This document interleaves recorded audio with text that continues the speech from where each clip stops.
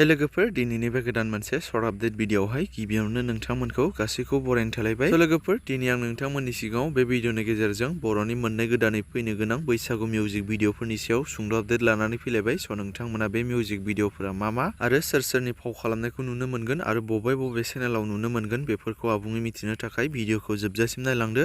गिबि आपडेटआवनो दङ DK Daimary present बेनारनिफ्राय गोजा बिबार मुंनि मोनसे गोदान बैसागु मिउजिक भिडिअ फैनो थांगासिनो आरो बे मिउजिक भिडिअआवनो फाव खालामनायखौ नुनो मोनगोन फावखुंग्रि पुजा मुसाहारि लोगोसे देबजित दैमारी बिथांमोनखौ। मेथाइखौ रोजाबदों आलफिनस्टन बर' लोगोसे बबि राभा बिथांमोना आरो बे मिउजिक भिडिअनिनो करिय'ग्राफखौ खालामदों मलेन नार्जारी बिथाङा आरो डिअपिखौ खालामदों बिलिफां बर' बिथाङा। लोगोफोर बिथांमोननि बे गोदानै फैनो गोनां गोजा बिबार गोदान बैसागु मिउजिक भिडिअखौ नोंथांमोना DK दैमारी प्रेजेन्ट चेनेलनि गेजेरजों नुनो मोननाय जागोन दे लोगोफोर।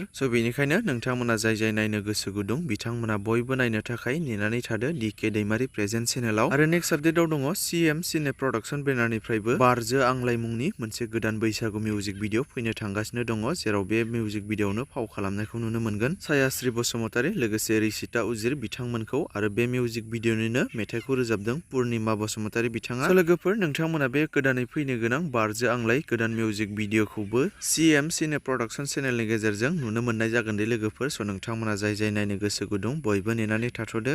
बिदिब्ला लोगोफोर दासिमनि सर्ट आपडेट भिडिअआ बेखिनियानोमोन। जुदि नोंथांमोना भिडिअखौ नायनानै मोजां मोनदोंब्ला लाइक खालामदो आरो बेफोरबायदिनो माखासे बर'नि फैनो गोनां मिउजिक भिडिअ आरो बर' सावथुनफोरनि बागै आपडेटफोरखौ मोननो थाखाय चेनेलखौ साबस्क्राइब खालामनानै खाथिनि बेल आइकनखौबो अल प्रेस खालामना लायोब्लानो जाबाय।